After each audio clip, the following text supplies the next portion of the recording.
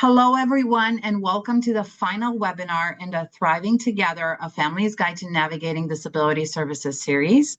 My name is Juana Zaik, and I'm the Health Information Coordinator and a parent trainer and advocate at Pacer Center.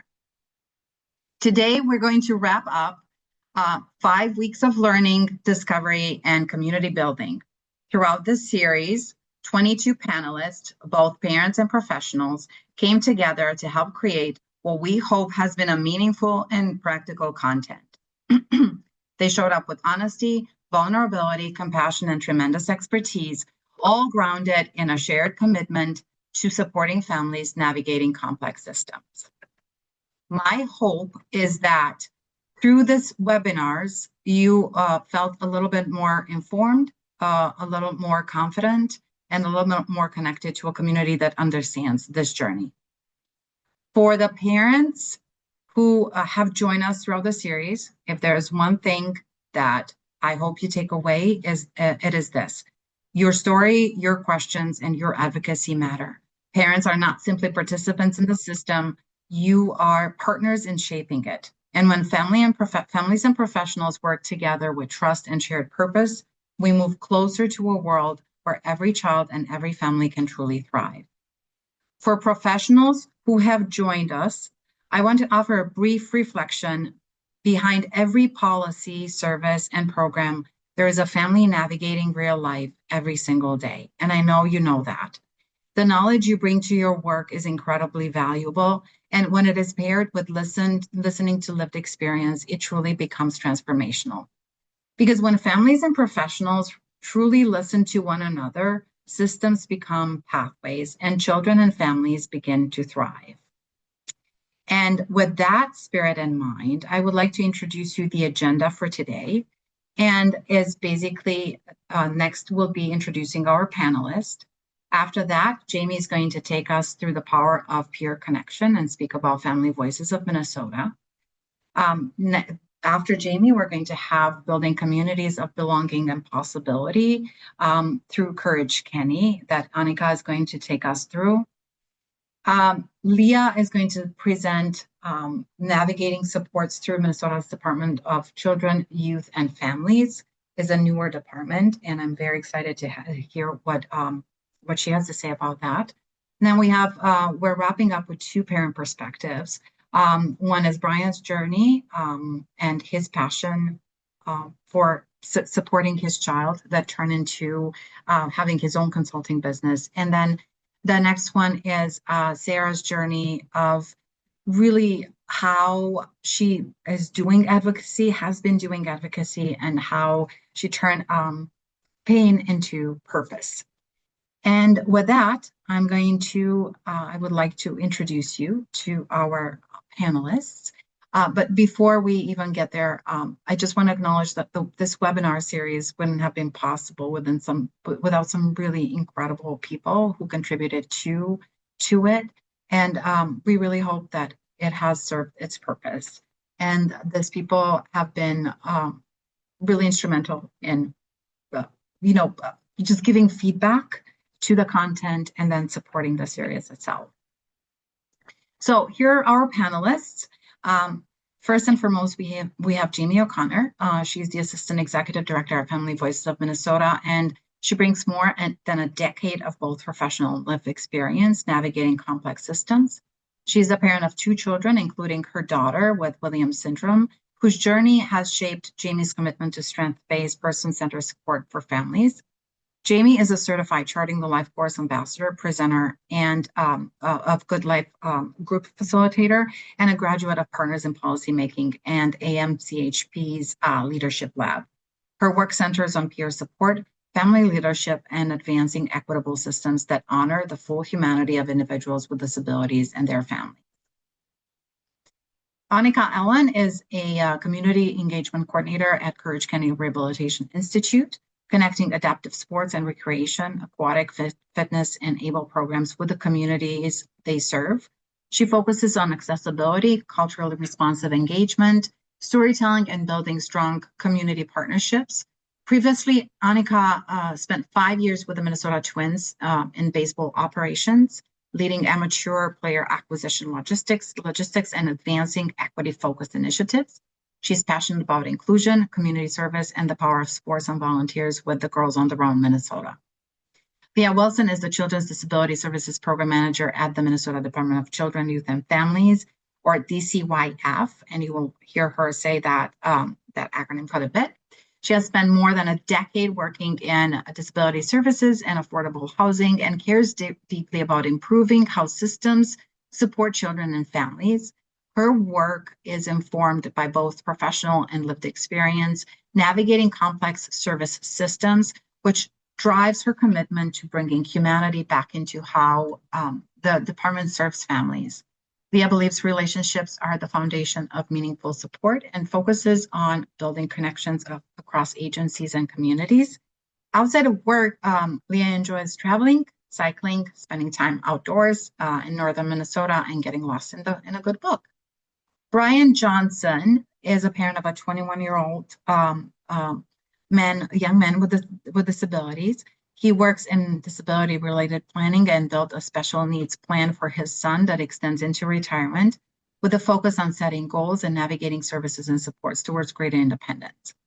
Brian is a founder of Clarity Consulting, where his focus has been to bring clarity to complex decisions for families and individuals.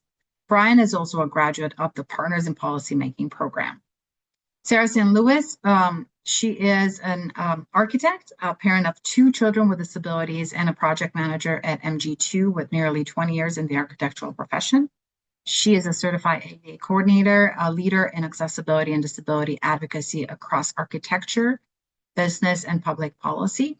Sarah works with local, state, and national leaders to advance inclusive legislation, including Minnesota's 2023 bill requiring adult-sized changing tables in public restrooms. She is the co-founder of Changing Spaces Minnesota, a trained support parent and an executive board member with Family Voice of Minnesota, and also a partner in policymaking program graduate. And with that, I'm going to give it to Jamie. Thank you so much. Thank you for the warm introduction. Is my screen looking like you would expect? Yes. Okay, awesome. I'm really honored to be here today and to watch Oana and Pacer put on this series of webinars. Most families kind of begin this journey looking for answers, and then we kind of find out along the way that what helps us thrive the most is finding people, and that's also what helps us find answers. So I know that it's connection that helps us build community, and that through community we find our voice. And I think that this panel is really such a great representation of that trajectory. I'm here first and foremost as a parent. That's what started me on this journey back in 2011. My daughter is my first kiddo, and her name is Nora. And very briefly, like within about 5 weeks of when she was born, related to some medical issues she was having, she got a diagnosis with Williams syndrome, as you heard from my bio. And so I was a new parent that also had to learn an entire set of skills that I had not acquired anywhere else related to navigating healthcare systems and developmental concerns. And it was very disorienting and anxiety inducing. And there was just a huge learning curve at that time. A lot of the connections that I had at that point didn't really understand. And so I found myself a little bit isolated.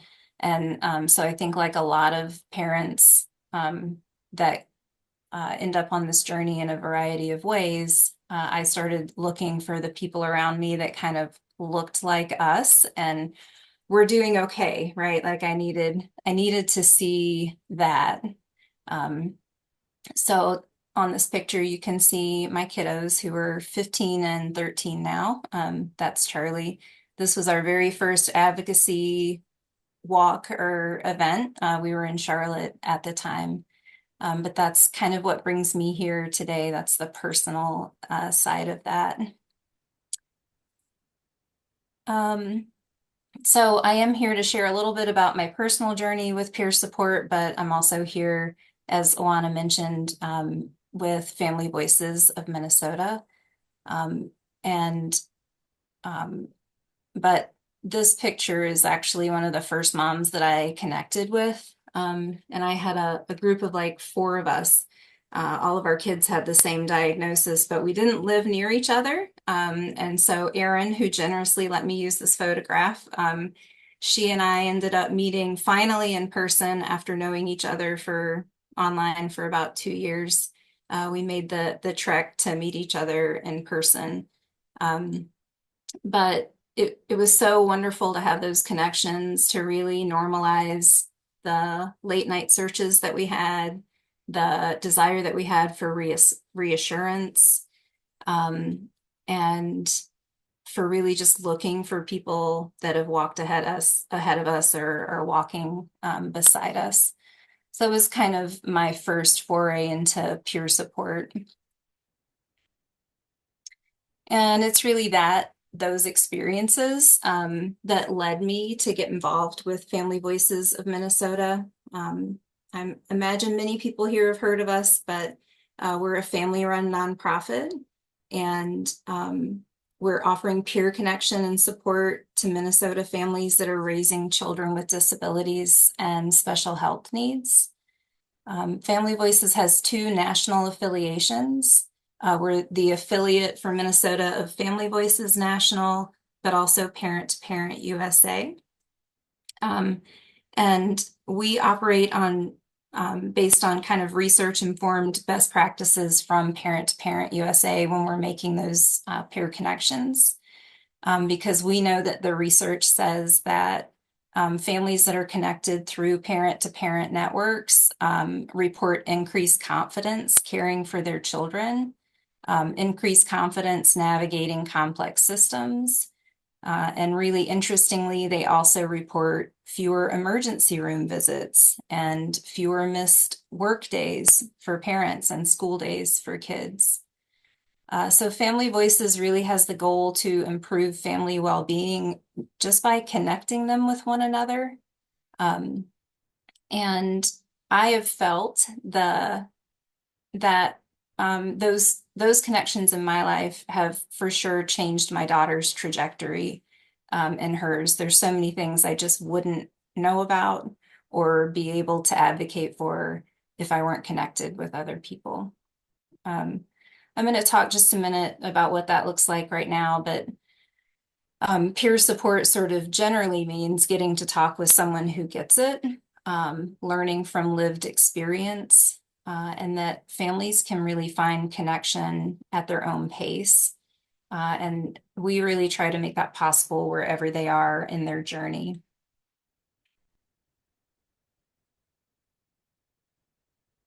So, there we are. Um, so what support looks like at Family Voices right now. We know that families' needs aren't really static. They change over time, and it's not just, oh, we got a diagnosis and everything improves from there. There's a lot of ebb and flow with that.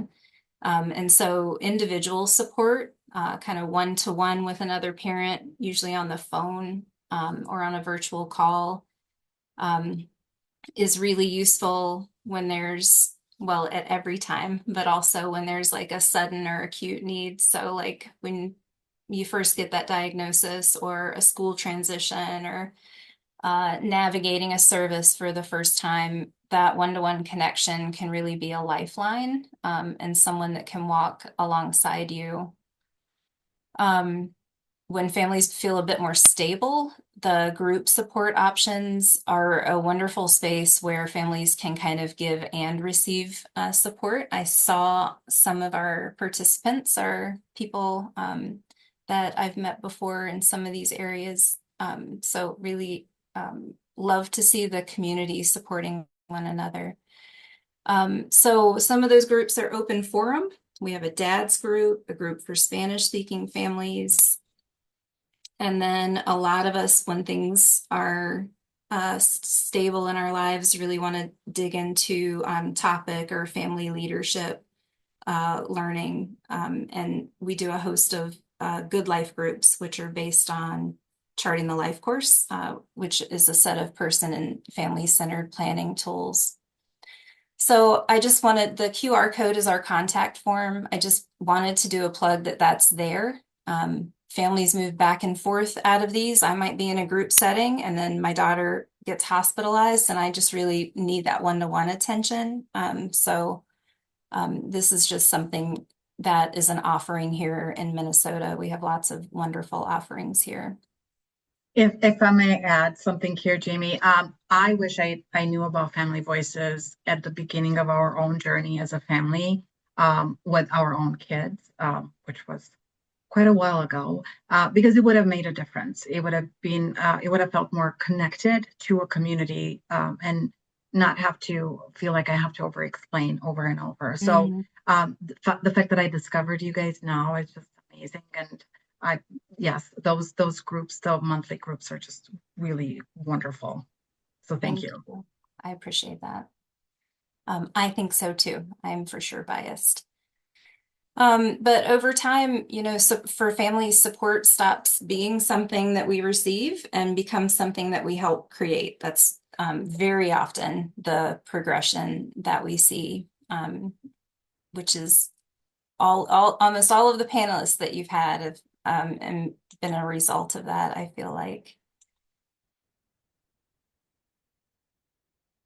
And Ashley comments here that she will be passing along the opportunity and look into groups for herself. This is absolutely amazing, and thanking you. So, and how long has this group been going on for?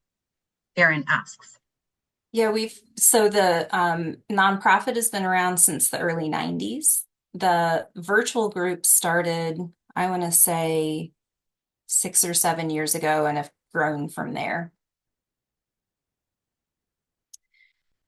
So I love our offerings and I'm glad to see people excited about them. But Family Voices does not own community and we don't define what that looks like for families. Every family really has to build community in ways that reflect who they are, what they care about, and where life naturally takes them. For me, an example of that is that my daughter has exceptional auditory processing and she walks around with a song in her heart. And so we have been in so many spaces that are focused around music and sound. Some of them are disability oriented, but some of them are not. My son's love of sports has brought us into completely different circles and relationships. And so I just don't ever want to make it sound like a one-stop shop. Families find belonging in a variety of different ways through faith communities, their workplaces, classrooms, neighborhoods.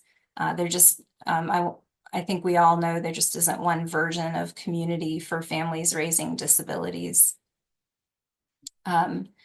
Many families participate in programs like Courage Kinney that we're going to hear about, and create spaces where people with disabilities can explore interests and build skills and be part of the community life.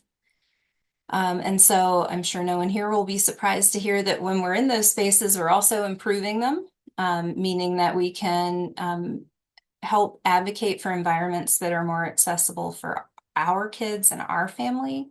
And as a result, they become more inclusive for everyone. And that brings me kind of to the end of my point. So we know that families are just really helping build more inclusive communities. And I remember when my daughter was in kindergarten, this was my first realization of this. We were working so hard to get our school team to include her in the general education classroom. And so we were advocating for things like partitions for individual work and pencil grips and sensory breaks. And then I remember walking through the hall one day after seeing it all in place and realizing that they had put these supports up for every child in that classroom, which is, not what I went in asking for, but it was a real aha moment, that saying that she needed those things really improved the environment for everyone.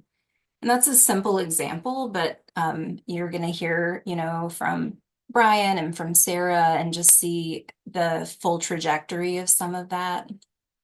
Um, and I want to plug partners in policy making, this cradle of leadership piece, right? We all are receiving this support and then creating it together, and then we go, I have a little more time and space, and I really want to focus it on advocacy.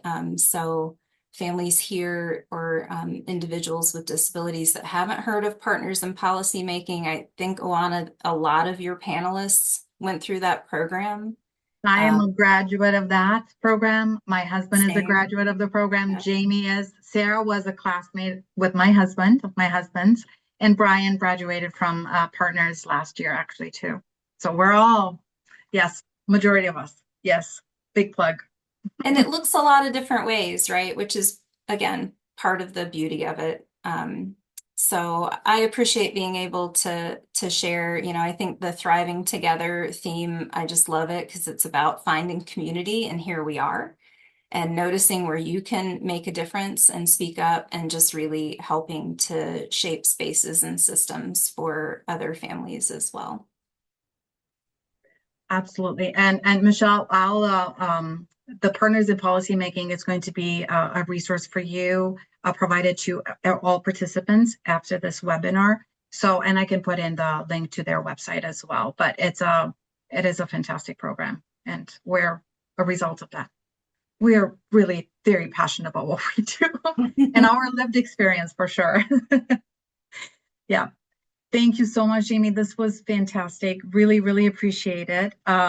And next, I'm going to give it to Annika with Courage Kenny. And before Annika starts her presentation, I just want to share the impact that Courage Kenny. We tried multiple programs as a family. My youngest son is 13. He's autistic and has ADHD. He's a Gestalt language processor. And for a lot of the things that he does are just informed by who he is and how he operates in the world. And through Courage Kenny, he is scuba diving, really amazing experience. Went up rock climbing 60 feet up in the air. He is last summer he used his trike, adaptive trike, and I was running next to him. We went to and had lunch at Perkins, and then we went and did some shopping at Target in our local community.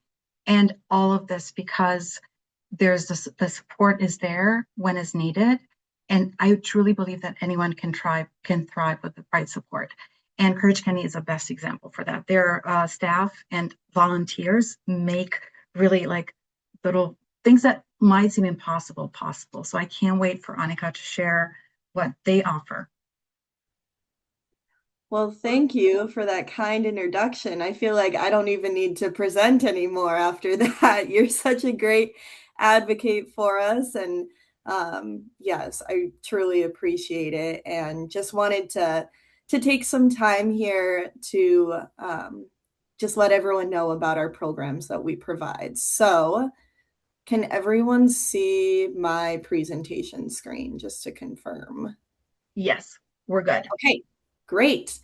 All right. As mentioned, my name is Annika Allen. I'm the Community Engagement Coordinator with Courage Kenny Rehabilitation Institute. We're part of Allina Health, and I serve as our Adaptive Sports and Recreation Department, along with our Aquatics and Fitness and Able Department.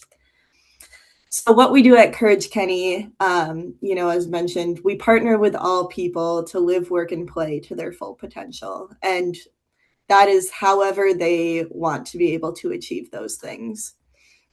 So our purpose is to provide accessible, meaningful opportunities in sports and recreation that support rehabilitation, build independence, and enrich the lives of people of all abilities.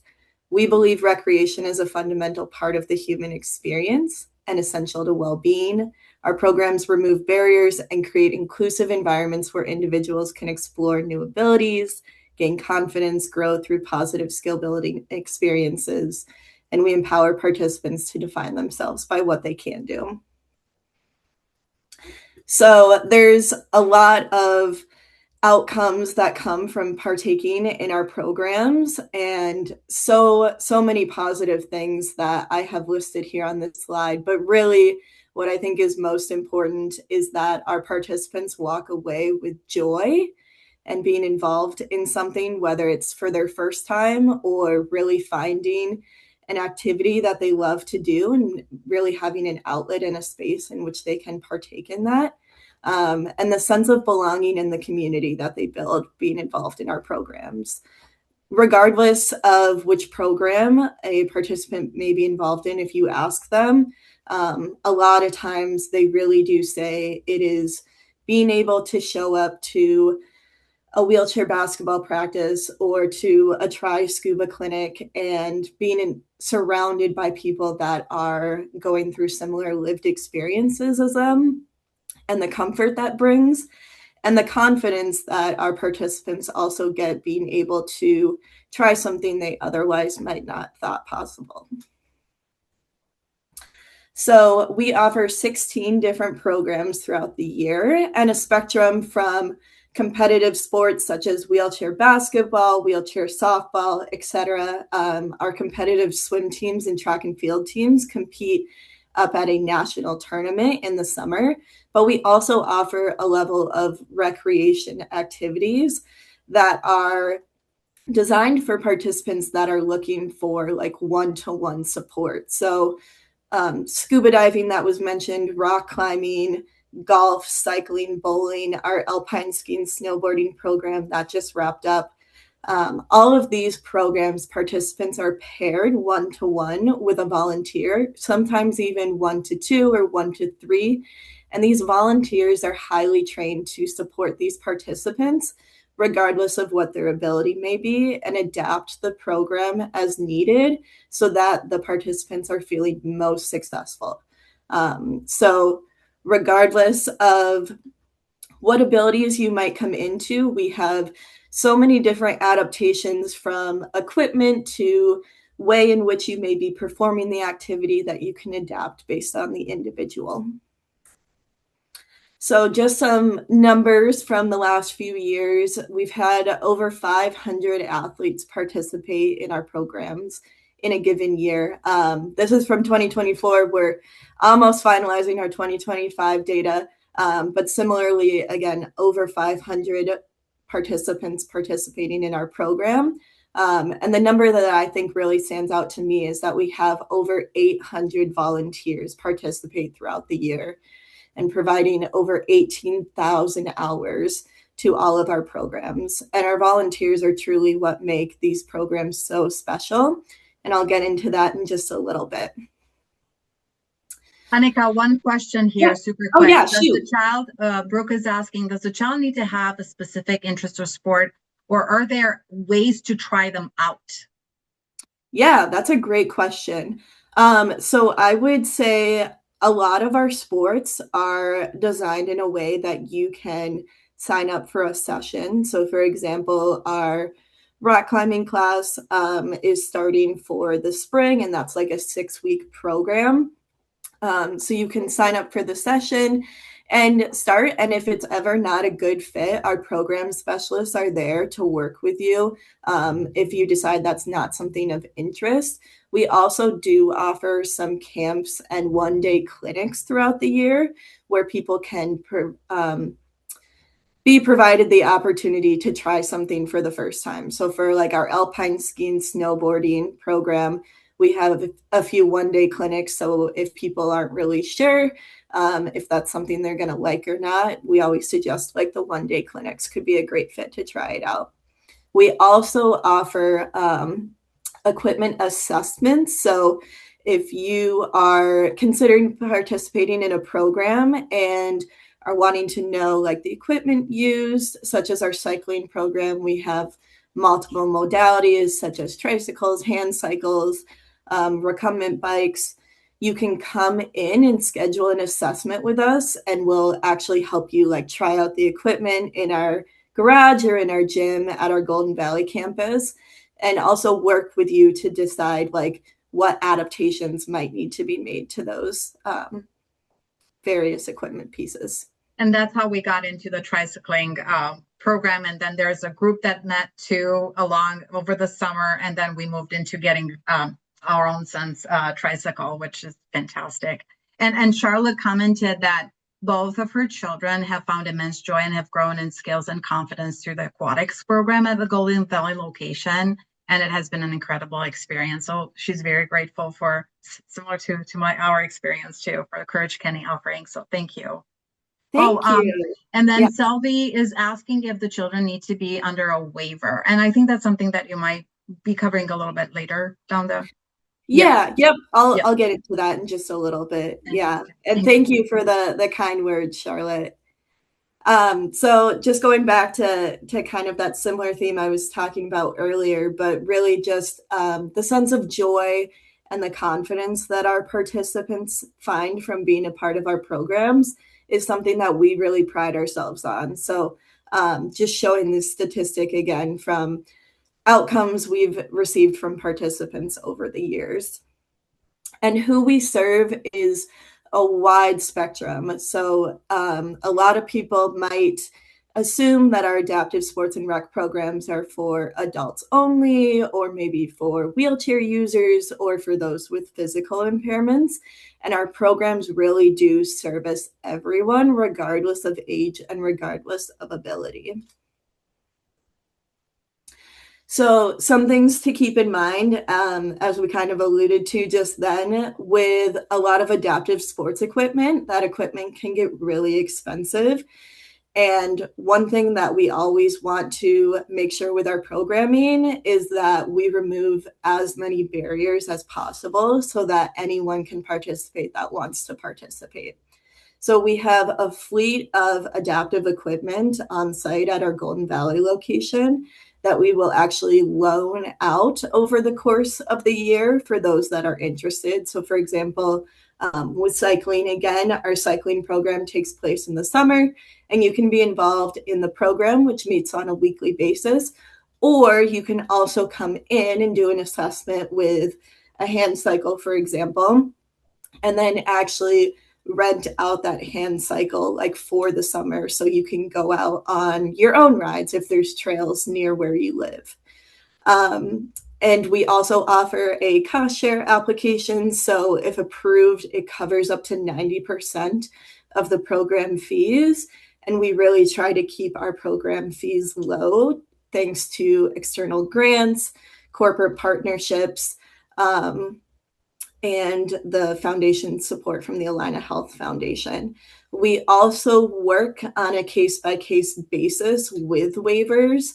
And that's something that, if interested, I would highly recommend contacting our registration coordinator. I'll have the contact information at the end of my slides here, but our registration coordinator can really help with that case-by-case basis as well.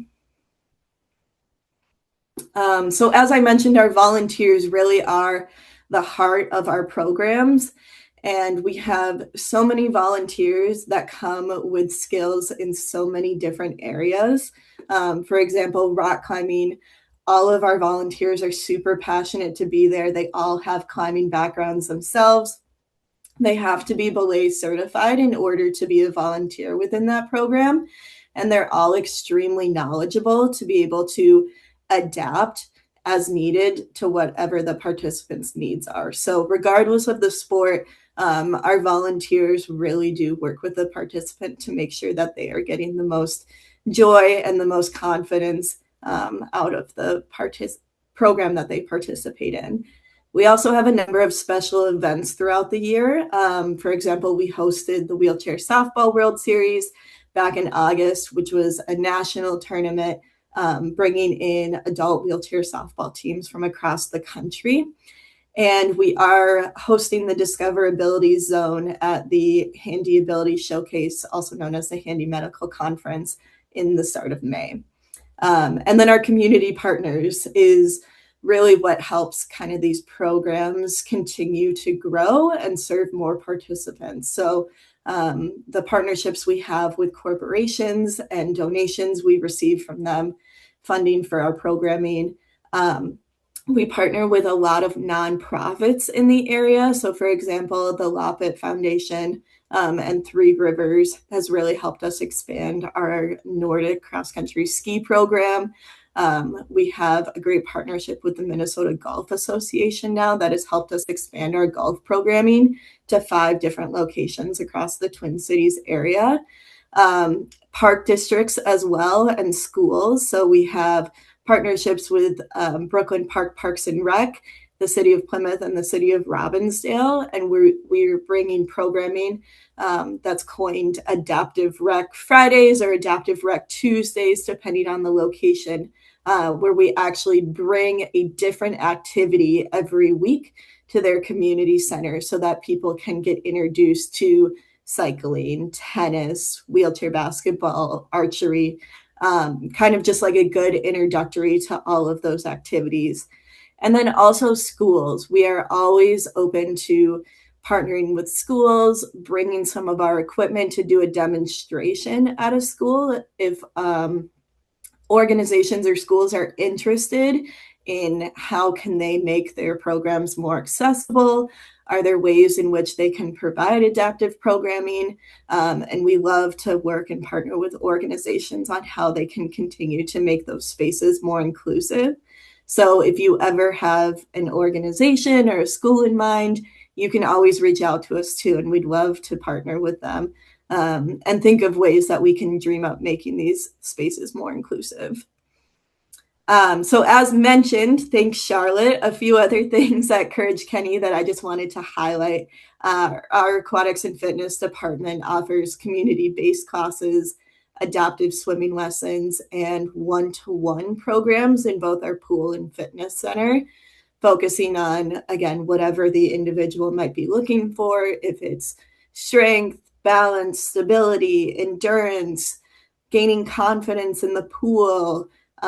Those one-to-one programs are great, and our instructors are so wonderful to work with in making those adaptations for what an individual might need. We also have driver services that do assessment and trainings, and then vocational services as well. And then, as I mentioned, the Discoverability Zone at the Handy Ability Showcase. This is just a great opportunity to see what it is that Courage Kenny does and all of our programming, but also we are bringing a lot of community partners from the area that also offer adaptive sports and recreation programming to come and showcase what it is that they do and for people to meet them. And then we also have a resource guide on our webpage that lives there year round. So if you're ever looking for adaptive programming that we might not offer, for example, I had someone reach out recently about adaptive kayaking, and that's not a program that we currently offer, but we do list other organizations within the state of Minnesota and Western Wisconsin that might provide that opportunity. And then lastly, our contact information. And I know this will be shared kind of afterwards, so I will just wrap it up there unless there are any other questions or comments.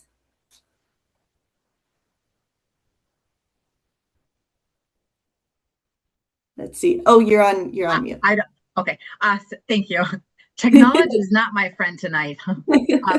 So I don't see any other questions in or comments in the chat. What I wanted to do is just shout out to really mentioning the community engagement part, because my thought is with this from here, go forth and be who you are, do whatever. And you'll hear that in Sarah's presentation as well. But the thought is, what do you do next? What is next? What is after the series, right? And one thought is to really go to your school district, really go to the community centers in your town and say, hey, what do you do for adaptive sports? Like, is there anything that I could help bring in for my own child that would benefit other kids? So I'm so excited that people got to experience the Courage Kenny magic and connect with you. So basically, if they want to reach out to you, they would do it through the contact information that you put at the very end, correct? Yeah, so our sports and rec email is the best way to get in touch with us. And then if you're ever looking for more information on us in general or our programs, our website, alinahealth.org/adaptive sports is the best place to find it. Annika, thank you so, so, so much. Really, Thank really you so appreciate it. much. It was Yes, such a pleasure. yes. Next, we're going to have Leah share the new department it was set up about 2 years ago. And I go back to Leah, and every time I reach out to Leah, I will get an answer. And she really truly lives by what she says she does. And it's just incredible to have that partnership and available for both parents and professionals. So I can't wait to hear for all of you to hear what she has to share. Thank you. Thank you, Anna. Mhm. Okay. So, can you confirm for me that you're seeing what you need to see? Yes. Excellent. So, good evening, everyone. It's quite an honor to be here with all these great panelists and then with all of you to be sharing your evening with us. I'm Leah Wilson.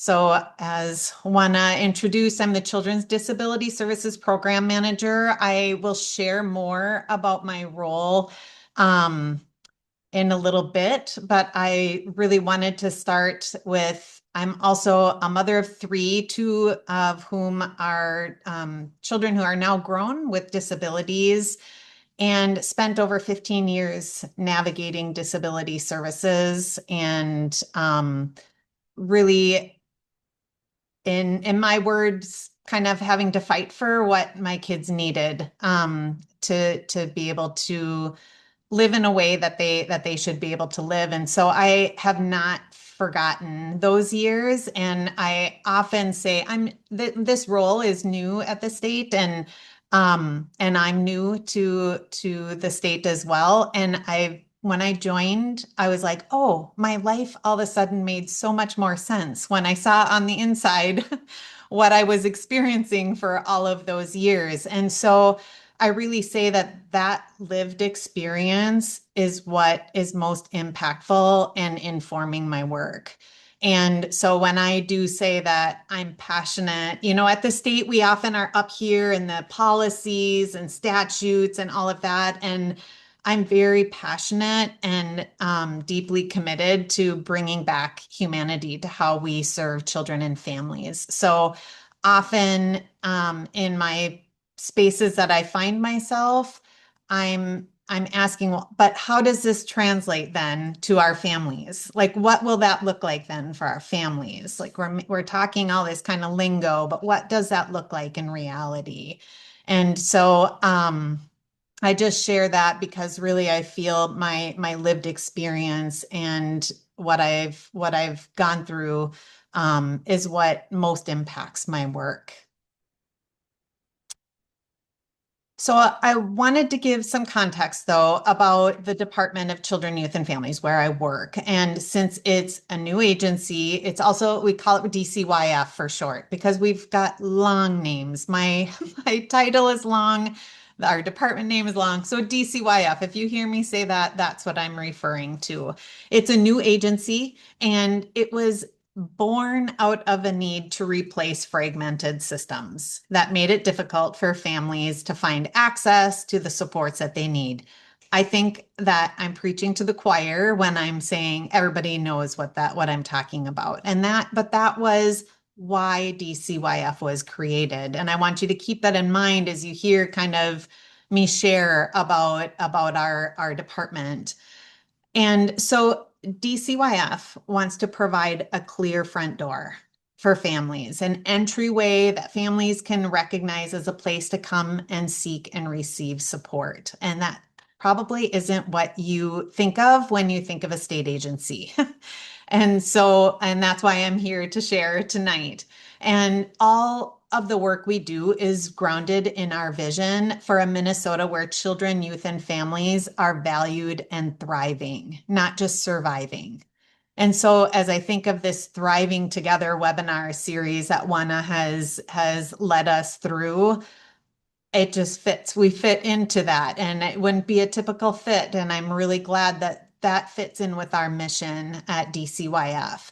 And so, and we are doing this really through a whole child whole family approach. In fact, we have just kicked off every single DCYF staff are undergoing extensive whole family approach training. And the reason for that is so that we have that foundational knowledge that we can really integrate that model into all the work that we do. And that's really to that mission to center children, youth, and families so that they have positive outcomes. So what is at DCYF? It brings together multiple systems that touch children and families. And there are four main administrations: the child safety and permanency that holds like prevention, foster care, kinship, and adoption. We have the family well-being, where child support, cash assistance, and some employment supports are at, for example.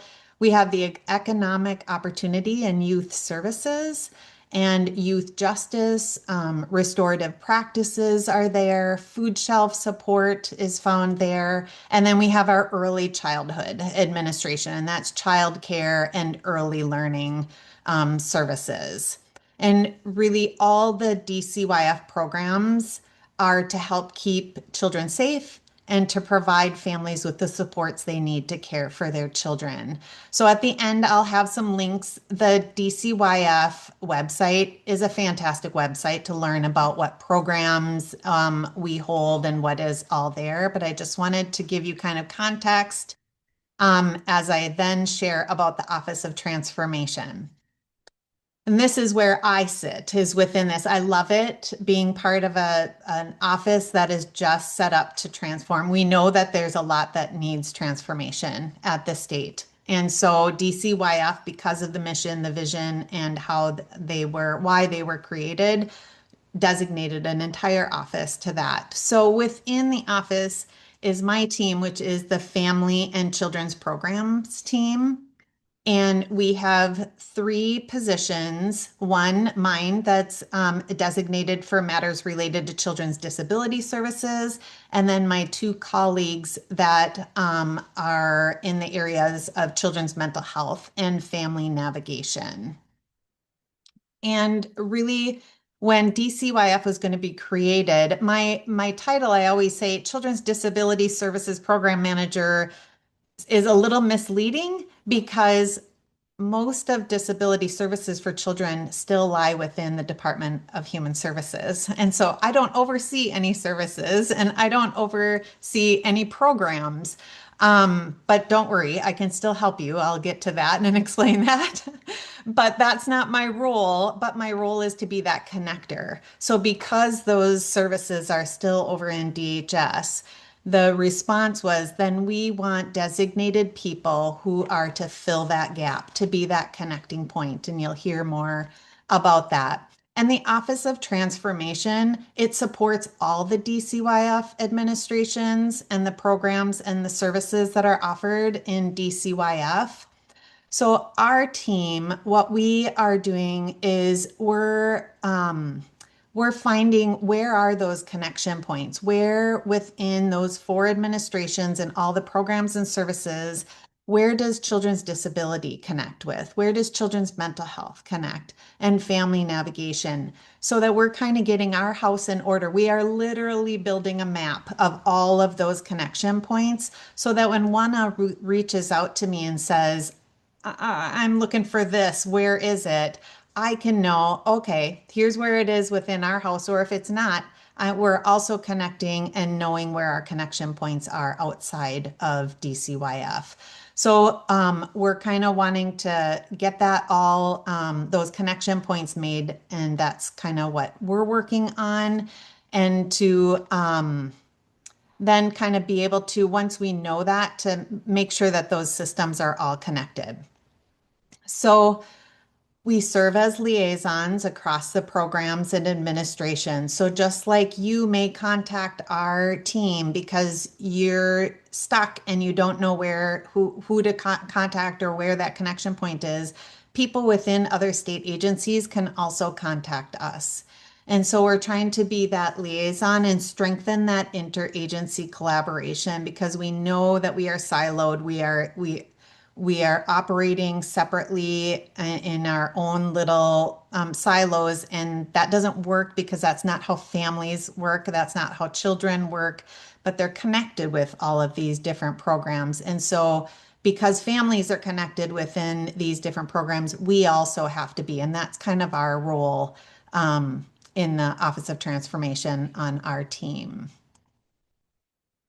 So, specifically for my role, again, the Children's Disability Services Program Manager, and it was created because we were told you're already too fragmented and now you're creating a whole nother system. So, families were saying, we're already exhausted. How are we going to have to connect with a whole nother department? And so they wanted to know, who do we go to for help?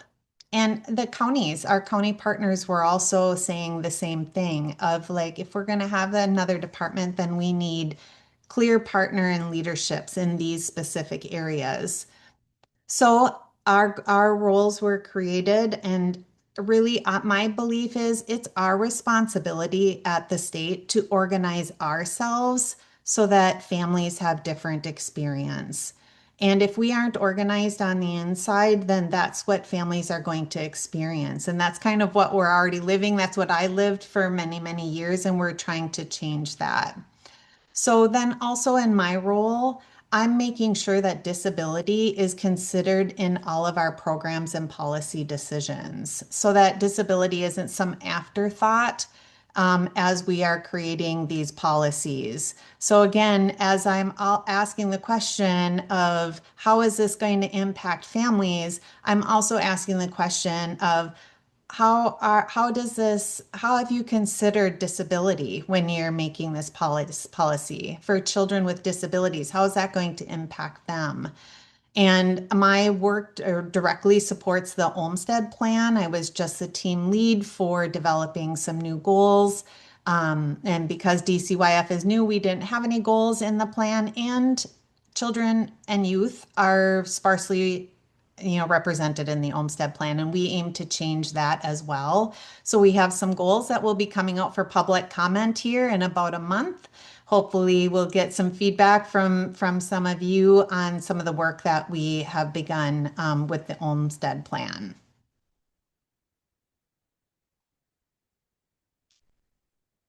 So the main purpose for my role is, and for those that are in on the family and children's program team with me, is to make it easier for families to get the right help at the right time.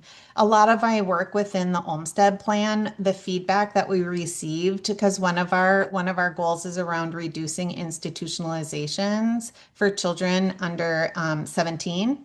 And a lot of the feedback we received was we would have never gotten to that point if we had gotten the help we needed when we needed it, but we didn't get help until it was at a crisis point. So we are working to be able to make sure that families can get the help that they need at the right time.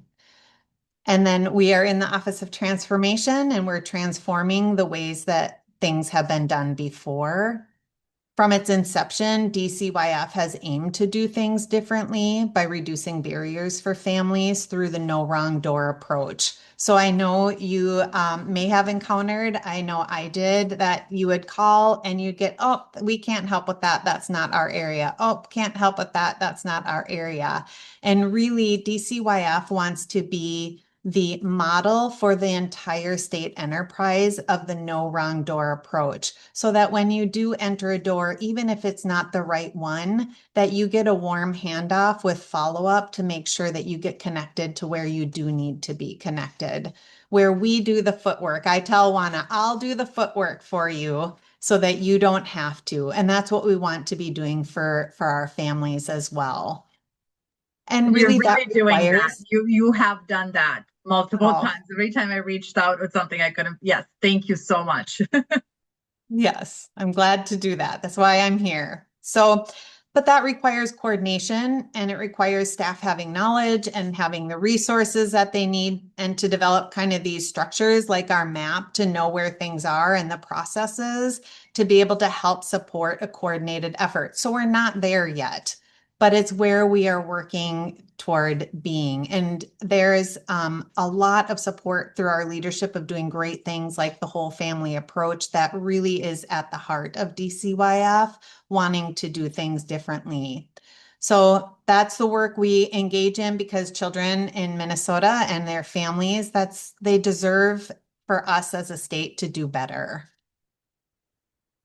So a few connections and resources for you. I mentioned the website for the Department of Children, Youth, and Families. It's got a wealth of information.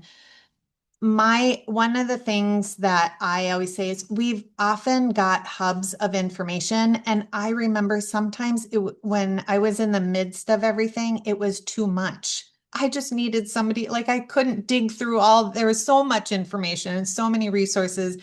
I just needed somebody to tell me where was the one thing that I needed. So I share these with you, but then at the end, I also have a little caveat to all of it. And so I got the link for Help Me Connect. I can put these in the chat. You'll also get these links when you get the slides.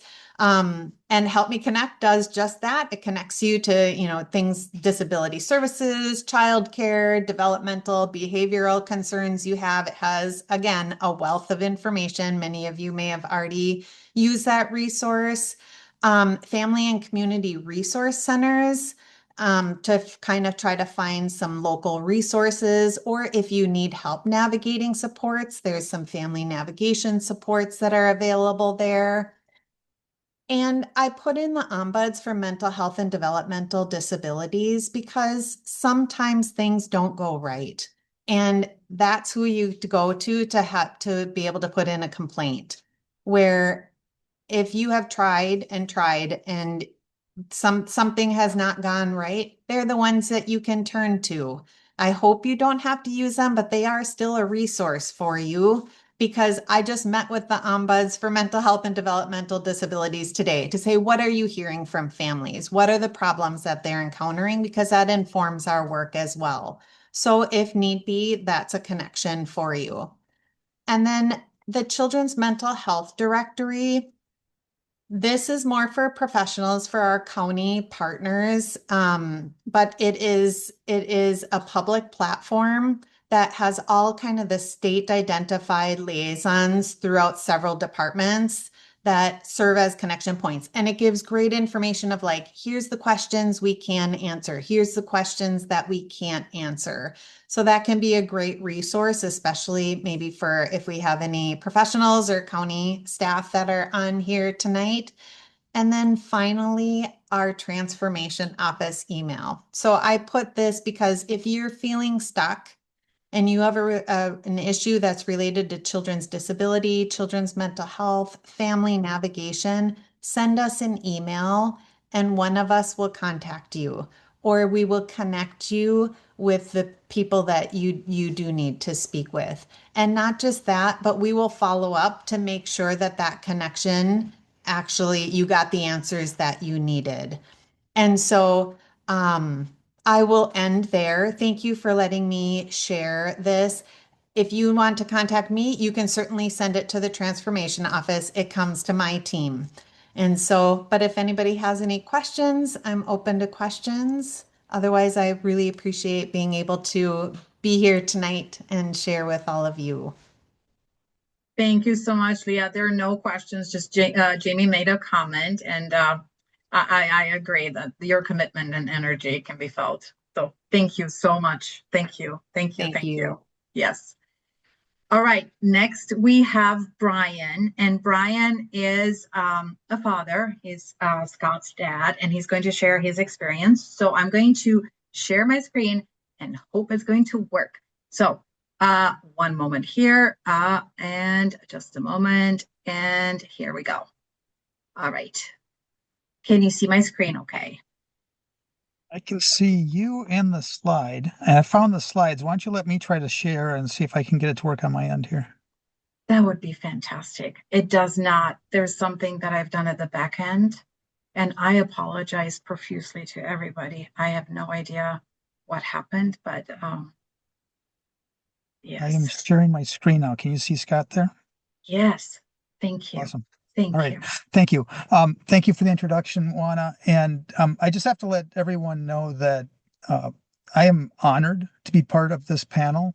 And honestly, my ego's kind of boosted a little bit because I'm in some pretty impressive company here. So thank you for the invitation and the opportunity to be here tonight. I am here. My name is Brian Johnson. Um, uh, the beach behind me is up by Duluth on Lake Superior. It's where we walk our dogs. That's where I live. The reason that my camera looks a little strange right now is because I'm sitting in my car in a parking lot in Apple Valley. I attended the Dakota County Resource Fair today, so I was a vendor at the fair and met some really great people here as well. But just want to let you know that's why it looks so strange. So I'm Brian Johnson. I'm here as a husband, a father, a planner, and an advocate. And I'm an advocate for people with disabilities. I'm an advocate for parents and for guardians. You can see a picture of our son Scott here. What I'm going to share tonight is my journey, our journey as a family that led from the day Scott was born to today, where I do have a business called Clarity Consulting, where I help people plan from birth to retirement across all areas of life. Looks like I got into it. Full screen mode. Let's see if I can do the page down now. There we go. So um, on our journey, this is just a little visual from birth on the left all the way out to 18 on the right. And I just wanted to share the experience that we had as a family. And we're not the only family with this exact kind of experience. But we started off from the day he was born. Immediately he was whisked away. We had no indications of any issues or indicators with the pregnancy, and he was whisked away immediately when he was born to level 2 NICU, and our journey started from there. And diagnoses started coming in and different ones, and they weren't really sure. And I know a lot of us have had those types of experiences as he was growing. There's a scale for growth, and he was always on the bottom line. He was actually below the bottom line, but they couldn't put anybody below the bottom line until he was probably like 5 or 6, and then he started to grow.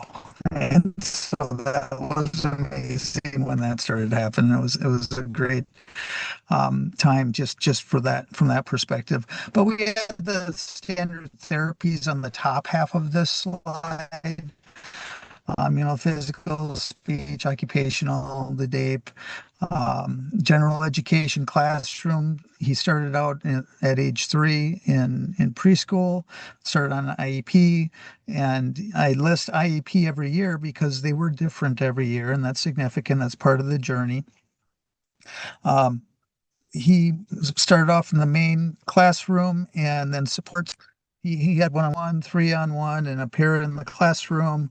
And it just got to the point where he could no longer have a good experience for himself in the general classroom. And he did end up in a special education classroom. I would classify Scott kind of, but not as much as a lot of people in the general education or in the special education classroom needed. So it was one or the other in the school that we went to. Right. It was like you need a lot of supports or you're in the general ed or in the general education environment.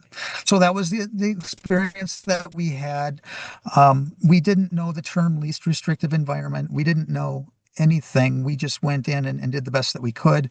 Very early when Scott was born, we talked to some people about help, and what we processed, what we understood at that point when everything was so crazy, when he was very small, was that help was means based, and my wife and I both worked, and therefore we took it as, okay, we're on our own. We all know that's not true, but that's the message that we took in with the capacity that we had with whoever we were talking to. That's just what we took away. So we went off on our journey and didn't ask for anything. And we didn't know anything existed. And I'll explain some more of that on the next slide. So we just started cruising. what I want to talk about is doctors tried to, in the center left, doctors tried to explain Scott's likely limitations in life. And so basically doctors were sitting us down to say, hey, I don't think you understand your son's situation. And they actually wanted to talk to us without our son in the room, even though he was a toddler at the time, which we didn't like. That was not a good experience. But we went through that. And I remember one doctor said, look, he had a lot of neurological issues, just coordination, grasping, hands, walking. There was just a lot going on. And the doctor said, look, your son is probably never going, she's trying to give us context. He's probably never going to be able to ride a bicycle, for instance, just with everything that's happening with him and, his diagnoses. And I remember we had a few situations where we had discussions with people in the medical field, and we said, thanks for your information, appreciate your perspective. And then this particular doctor I'm talking about now, we never saw her again. I remember we went home, he was like 4 years old, and we went home and I put him on the bed and I said, start jumping. And that's what you can see down below there. And that's just when I'm sharing advocacy. I'm just sharing our journey. We all have different journeys, but I'll just share what we did. And so he looked at me like, what? Because you're not allowed to jump on the bed, and especially with his issues, that was definitely not a thing. And I said, yeah, go ahead. And we just started going. You can see with the bikes on the bottom, you start off with the trike and then the training wheels, and then he got rid of the training wheels. And you can see a couple pictures of him there late in the later years. The one on the far right is when he was at a practice at the Duluth mountain bike team. So not only did he learn to ride a bicycle, but he got out there and really surprised everyone in a very positive manner. And our goal for my wife and I, since we're like, well, we're on our own, is we did the top half with all the help that we knew existed, right? And we just worked with, when we talk about all the therapies, we just paid for all of that, and we just worked with Mayo Clinic. We just did it on our own. I didn't plot the 6 surgeries that are up there. We just paid for all of those. We just did all of that on our own as well, because we didn't know. We didn't know that there was help and that we could get it, and that's just the route that we took. Experiences as we can. We sat down, we said, what are we going to do for this guy, to help him out? And that was our goal. You can see in the middle with, I wanted to mention a couple things that we did in the middle above the ages that had a profound impact for him, and was not, none of this was covered by insurance. So it was all completely out of pocket.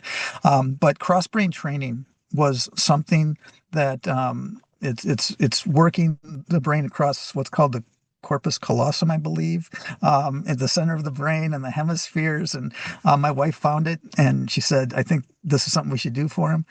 And his early neurological issues that I mentioned earlier, we don't see them at all. And we attribute much of that to that period when his brain was in that growth period in that 9, 10, 11-year range. And when we were doing that cross-brain training as well, he became a rock climber. And that's cross-brain training on its own, just with crossing your arms over your body and your legs. It had a dramatic effect. So I just wanted to share that. Another thing that had a dramatic effect was, I didn't list it here, but we went dairy and gluten-free type activity, and they were trying to understand, what they were just trying to communicate with us that things weren't going well. And we just sat down and decided, my wife and I, that we didn't want to go the medication route. We wanted to see if we could find a solution, what's happening, and see if we could find a solution. And we found a doctor that helped us with what I'm terming, this is not a medical term, you won't see this anywhere, I don't think, but what I'm terming as dopamine support. And what he identified through simple urine tests is that Scott's body was missing a lot of the building blocks, like significant amounts of building blocks that were required for his body and brain to create dopamine and feel good. Brian, just so And you know, we the just used sound natural goes in supplements and and out. some. The sound is in and out. So just just a heads Okay. up. What I'm going to do, thank you. What I'm going to do is stop sharing and ask you to share then.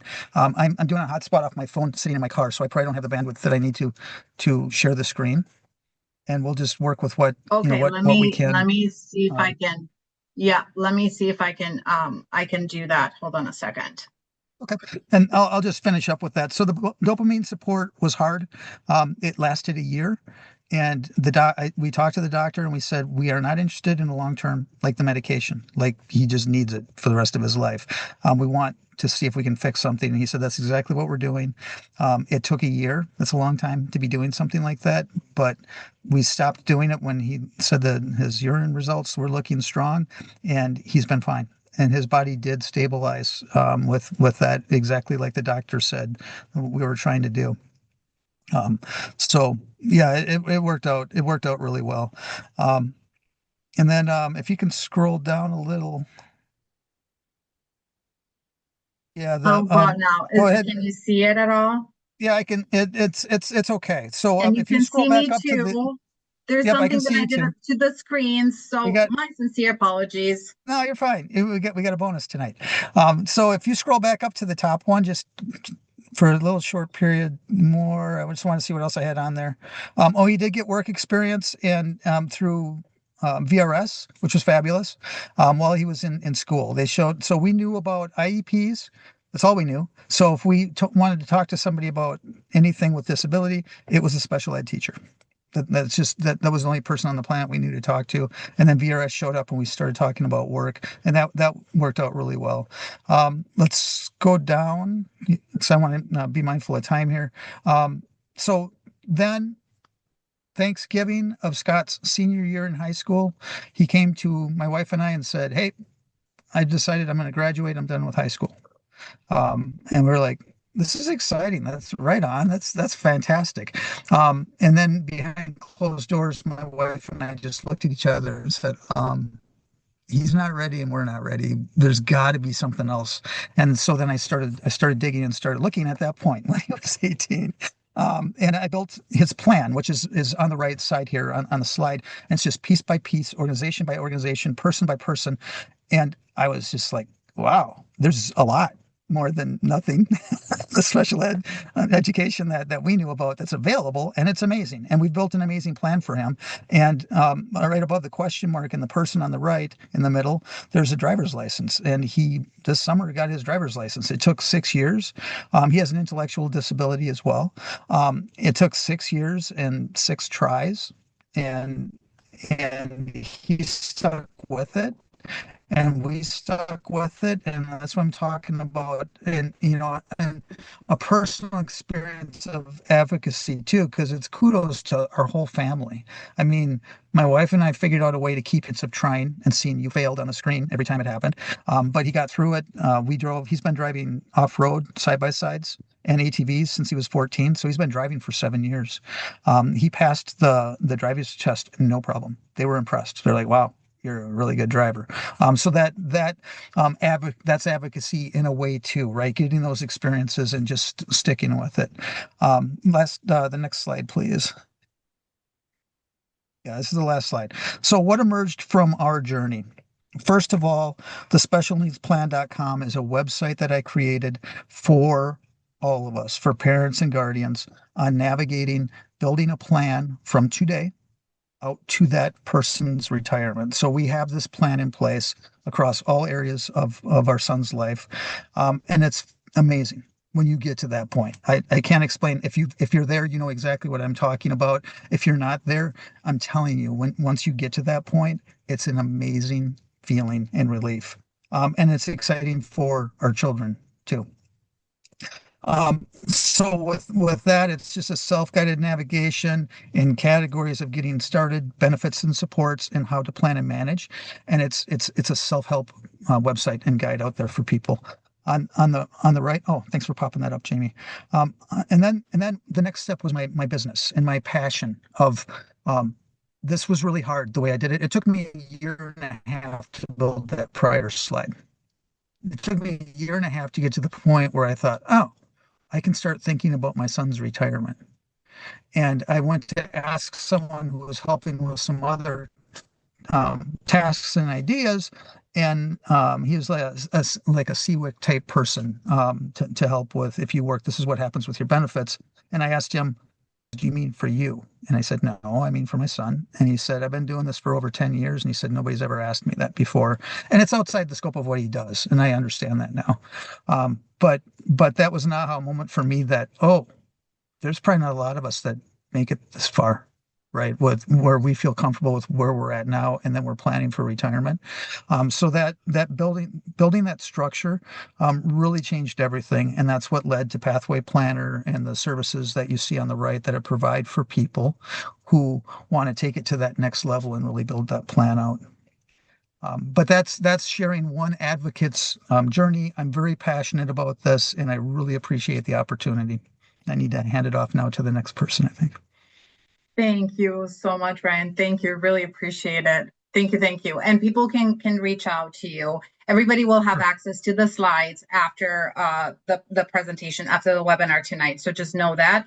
And then you will have the contact information for the panelists as well. Thank you so much. And with that, I'm giving it to Sarah. Please go ahead, Sarah.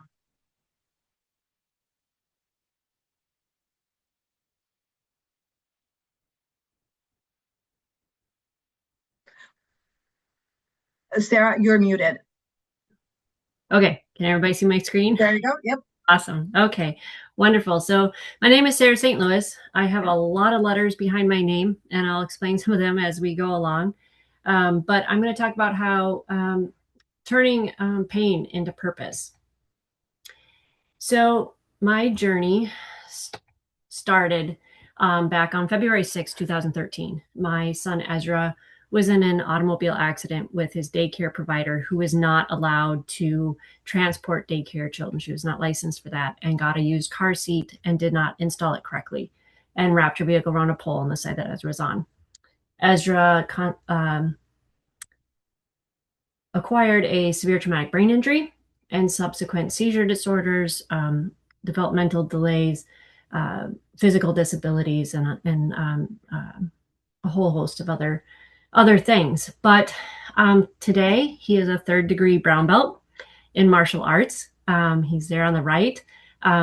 He still has, numerous disabilities, but martial arts seems to be the fit for him. And we've given up physical therapy to do strictly this. And, I wouldn't change him for the world, but I am trying to change the world for him. So our journey has been a lot of things, and we have had lots of different mobility devices. We've had lots of different orthotics. We've had lots of different medical procedures and hospitalizations. Our world just really has been focused on Ezra's health for the last over 13 years. And, we have some fun with it. If you wanted to know if you need casting at Gillette, they do it in 2 colors. Ezra has stretched their abilities, so you can do all kinds of fun things. We get EEGs and MRIs, and we've done the gamut of it. But it's also really important that he gets to be a kid, and that's kind of been always our focus. That even with all these medical things that have surrounded his life, it's really important that he gets to be a kid. And Ezra loves music, all different kinds, everything from orchestra to rap and rock. He loves going to concerts. He even wanted to sell his kidney to get tickets. I did not want him to do that because he's a match. So if I need a kidney, he's my man. He loves rock climbing, soccer, water, everything. And he loves being an advocate and telling his story too. I've had kind of a lot of different areas of our life have led me to doing policymaking and change making. And everything, as you can kind of see on this screen, there's a lot of different things that led me to what I do today. And also the picture that's there on the right was the first time I got to hold Ezra after they took him off the ventilator after his accident. And that picture hangs up in our home. And I see it every morning when I get up. And that's what reminds me every day that what I'm doing has purpose and why I need to keep doing what I'm doing. Jamie was so eloquent in explaining what Family Voices is, so I don't need to explain all about that. But I found Family Voices probably about a year or so after Ezra's accident. I was really lost, like Jamie was, and trying to find people that got it. And so I became a trained support parent with them. I've helped advocate for grants through the state with them, and also became a member of their board of directors because I believe in the mission of Family Voices so much. They are truly a wonderful organization. And Ezra is starting to be involved. But he gave his first public speech at our benefit that we have each November. I also, in 2017, joined a community group. I was chosen to help start the Sensory Friendly Sundays at the Walker Arts Center. And if you've ever been to the Walker Arts Center, you know that it is not the most accessible place in the world. That's because it was originally built in 1940 and remodeled in 1971. Both of those times there was no accessibility code. So then when they did their major expansion in 2005, they had to start incorporating accessibility in it. And so we wanted to create, the Walker wanted to create a time so that those with sensory sensitivities or disabilities that just want to be able to go and enjoy art in their community would have a time to do that and have supports and resources there while they're there. So it's one Sunday a month from 8 to 11. And they get to, there's headphones, there's breakout spaces and all kinds of fidgets. It's a really wonderful program if you get to go. And Ezra there on the left, he loves the cherry and the spoon. He's a big fan.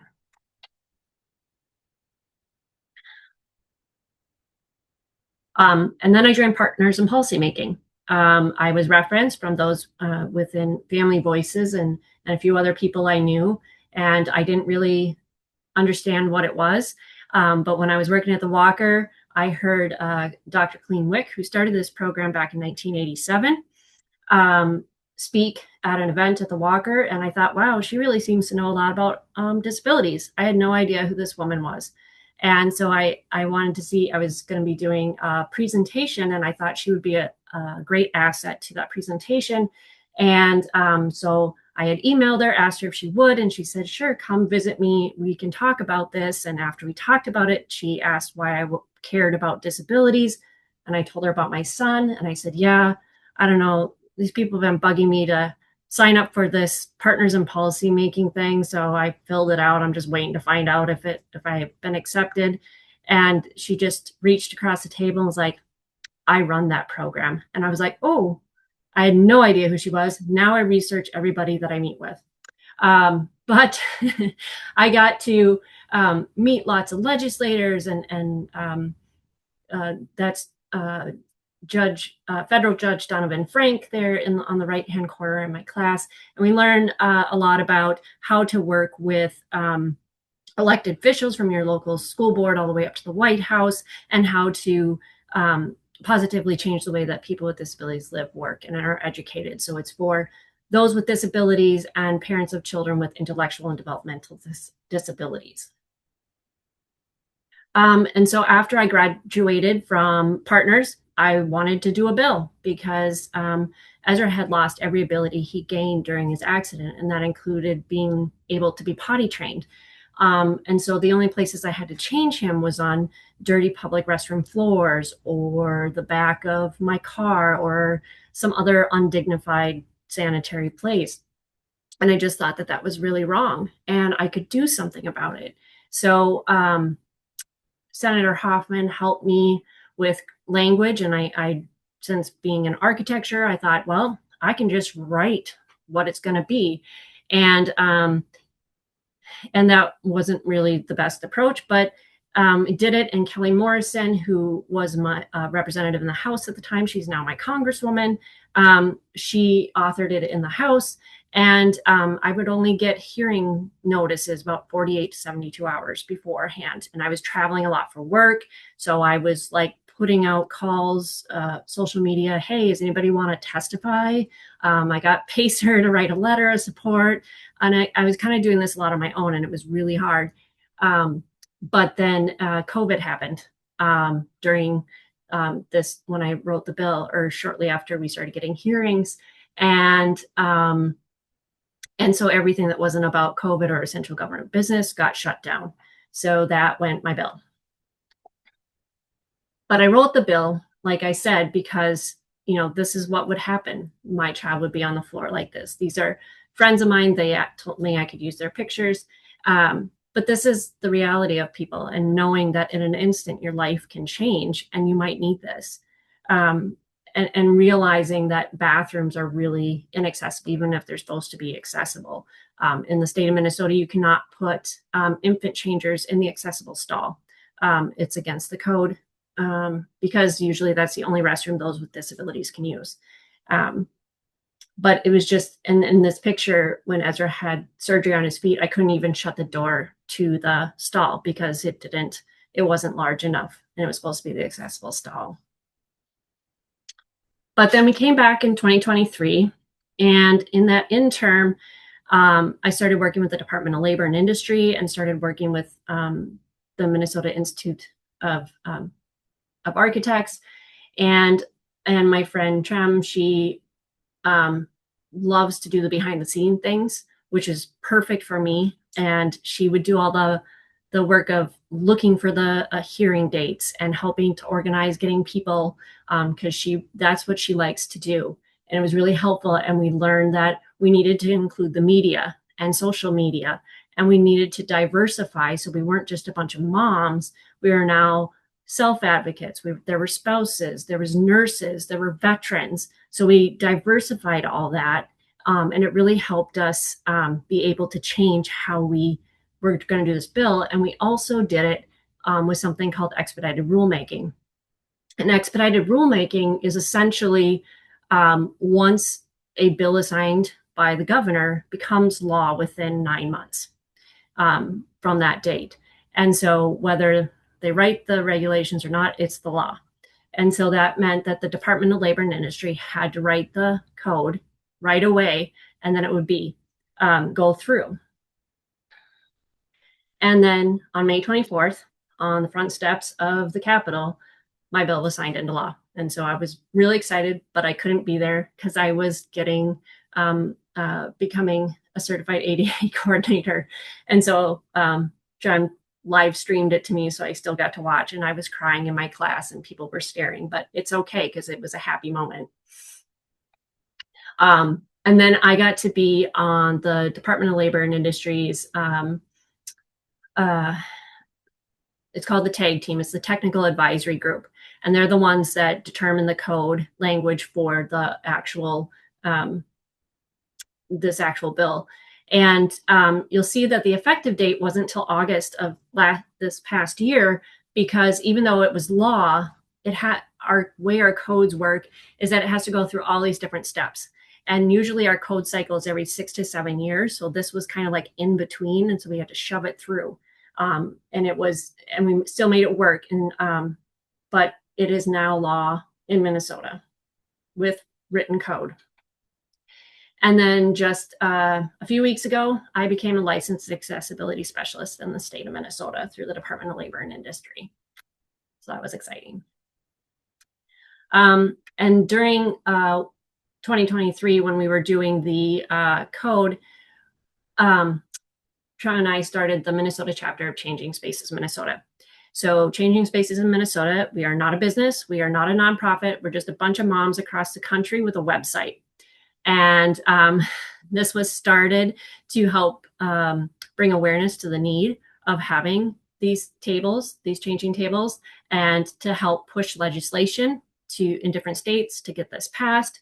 And then we've also have an interactive map on there that shows families where they can go to have these changing tables across the US.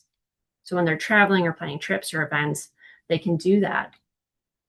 And what was really cool is Gillette Children's updated their 5th floor.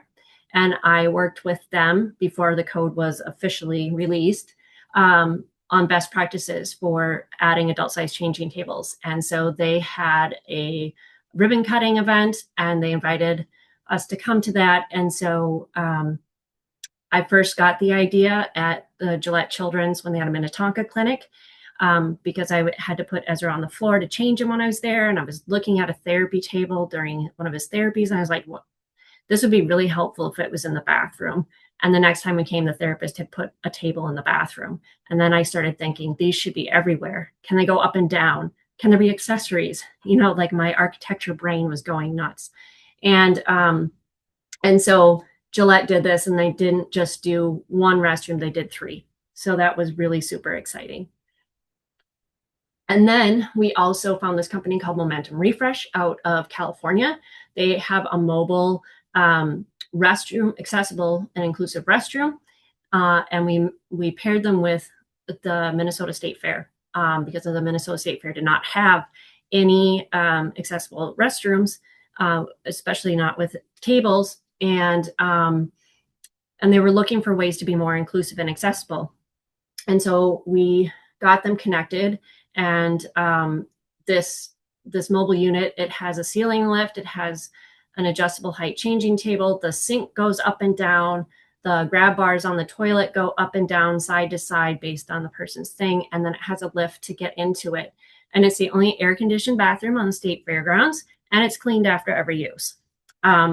And last year they had the new and improved one, where the one side of it has a calming room / lactation room, and then the restroom on the other side. And there's me and Q and another member of the Momentum team. I bring people to tour it. I feel like it's mine. It's not, but I'm really proud of it. And we helped the Minnesota State Fair advertise for this. We've done a lot of media and social media on this. And so people in the disability community have started to come to the State Fair because they have a safe, sanitary, and dignified place to use the restroom. And for a lot of them, it was the first time they'd ever come to the State Fair. So, they call it the Great Minnesota Get Together, and now we get to do it together. So it's really exciting. And so they will be back again this year. So it's really, really exciting. I also started collaborating with a company called Astor Bannerman out of the UK. They are the makers of Koala, the Koala brand. They also have adult size changing tables. I help them. Their original model is like the cream of the crop, but it's also incredibly expensive. And so I worked with them because they need to do a good, better, best, so they can more compete with some of the other brands that are out there. And so they now have the better, which is about $4,000 less than the original one, which is really helpful. And then I'm starting to work with them on accessories for these restrooms. So the things that can go in there that can make people's lives a little easier while they're using these tables. And like I mentioned before, I became a certified ADA coordinator, and I have advanced certification in Title I, which is employment. And then I was also changing my profession of architecture, which is really, really difficult. They do not teach much about accessibility in architecture school. You're lucky if you get to learn about, you really just about door sizes, turning radiuses. That's about it. And so helping to educate my profession was really something. And I was really intentional about including people with disabilities in some of the programming that I do for them. I worked with DEED and MDI and a couple architects that were deaf to put on an employment one seminar. And my friend Nathan there in the wheelchair, he helped with a program that I did at our state conference because I wanted people to see. And so the middle picture there was the first time we've ever had a ramp up to a stage at our state conference. So people got to experience things differently, doing tours like at Gillette Children's and being on the leadership forum, talking about disability advocacy. And changing how churches include youth with disabilities. The denomination that I belong to, they have an event every summer called Moose. And I met the director of youth ministry and I said, well, I have a middle schooler that would like to attend, but what are you going to do to make sure that he has a meaningful and safe experience like all the other kids? And she wanted to have coffee, and I ended up being the accessibility and inclusion specialist for the event, and put on, I did 2 different sensory rooms, one for just kind of a general one, and one for those that may have a higher level of needs for quiet space. And I helped about 60 to 70 kids and adults for those 3 days. And it was a really well received program. And so they are looking forward to possibly doing it again. I also do a lot of podcast, news, stories, because telling our stories is important. And if people don't hear our stories, they don't know that they matter. And, your story could change somebody's life. And then that changes the trajectory of the world. So I believe telling the stories and educating people on disability issues and history and accessibility and inclusion is really important, because most of the public doesn't know about it. And, I've educated, like Ezra's little class. I've educated at the Federal Bar Association with judges and lawyers, interviews, meeting with legislators, giving tours, and just testifying at different things. I always go back to partners in policy making, and speak at that often. And I always go to the graduations, because I think that it's really fun to honor those new graduates. And the most important thing that has come out of all of this, even though I would never wish Ezra's accident or his disabilities on him, the greatest purpose that has come out of this is that Ezra's becoming a tremendous self-advocate. He loves to go to Disability Advocacy Day at the state capitol, which is happening April 29th in the state rotunda this year. And he makes a lot of friends with legislators, and he gets to be with his community and get to see other self-advocates that are change makers. So, and paving the way for him to become a fierce advocate and leader in the future. And so he makes me really, really proud with what he does.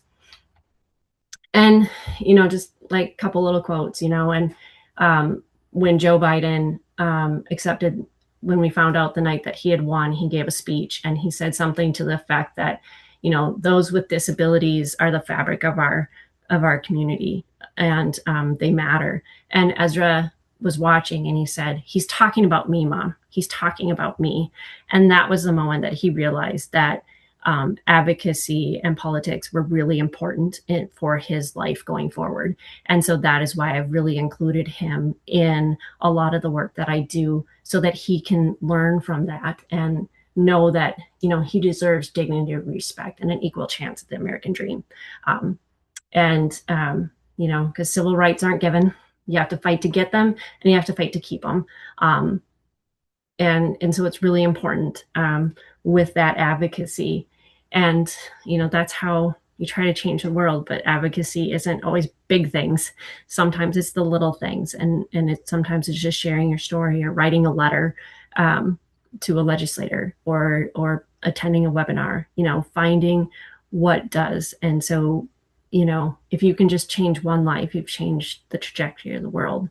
And I think that is the biggest gift from this pain that we endured, is finding that purpose and that advocacy, and helping other families in those things, and making life a little bit easier so they don't have to struggle as much. Sarah, thank you so, so much. Thank you. Really, really appreciate it. And on that note, I thank you to everybody who stayed. We're past the time. And on the note of advocate and call, and just know that today is a National Call the Congress Day. Pacer was one of the main organizers of the event. Please, there's still time to do it. Please go ahead and do it. Make that phone call, and let people know that IDEA should stay within the Department of Education, and OSERS as well should stay where it is. And just go and be great, be amazing. And my sincere apologies for all the technical difficulties. Thanks, Danielle. Really appreciate it. But I really, really appreciate every single one of the panelists and every single one of the participants tonight. And really, truly, this has been a gift, getting to know everybody and getting to work with everyone. So thank you so very much.